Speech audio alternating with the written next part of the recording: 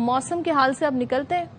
موسم کے حال میں ہی ہیں ابھی ہم آپ کو پہلے گلگت لے کے چلتے ہیں. گلگت میں آپ کو ذرا حسین نظارے دکھاتے ہیں. جہاں پر ہم سردی اور ٹھنڈ کی بات کر رہے ہیں تو وہاں پر گلگت اور چترال کی بات نہ ہو اور چترال کی برف باری کی بات نہ ہو اور ان خوبصورت لیکس کی بات نہ ہو. ایسا کیسے ہو سکتا ہے؟ تو یہ برف پگھلنا کیوں شروع ہو گئی؟ ابھی تو موسم ٹھنڈا ہے. یہ تو مسائل ہے نا. اب وہاں پر گلگت بلتستان کے نواحی علاقہ ہے گونچے, وہاں پر ہر طرف برف جمی ہوئی ہے جی. اور سرد موسم ان لوگوں کے لیے کسی کڑے امتحان سے کم نہیں ہے. اچھا, بجلی یہاں پر معطل ہو چکی ہے اور ساتھ ہی ساتھ جو رابطہ سڑکیں ہیں وہ اس علاقے میں وہ پوری برف سے ڈھک چکی ہیں.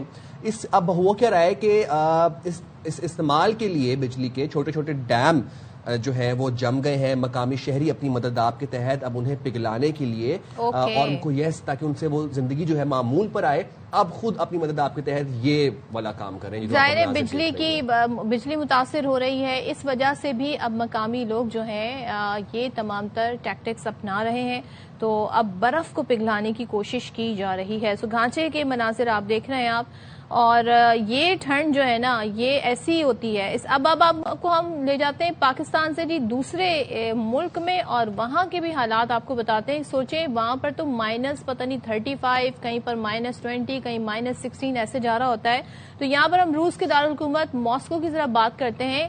برف باری کے جتنے بھی ریکارڈ تھے سب ٹوٹ گئے ہیں, اور یہ رپورٹ ہو رہا ہے غیر ملکی میڈیا پر کہ ان دنوں ماسکو میں شدید سردی ہے اور کئی فٹ تک برف باری جاری ہے.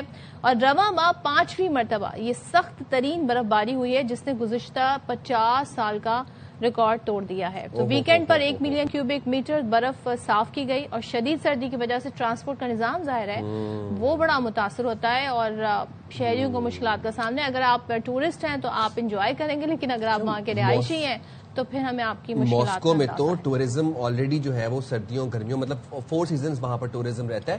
لیکن یہ جو مناظر آپ کو دیکھنے میں بہت دلکش لگ رہے ہیں, حسین لگ رہے ہیں, یہاں کے جو نیٹیوز ہیں ان علاقوں کے, جو یہاں کے رہائشی ہیں, ان کو پتا ہے کہ ان کے اوپر کیا گزرتی ہے جب یہ شدید ٹھنڈ پڑتی ہے اور یہ برف باری ہوتی ہے. وہاں پر معمولات زندگی متاثر ہو جاتی ہے.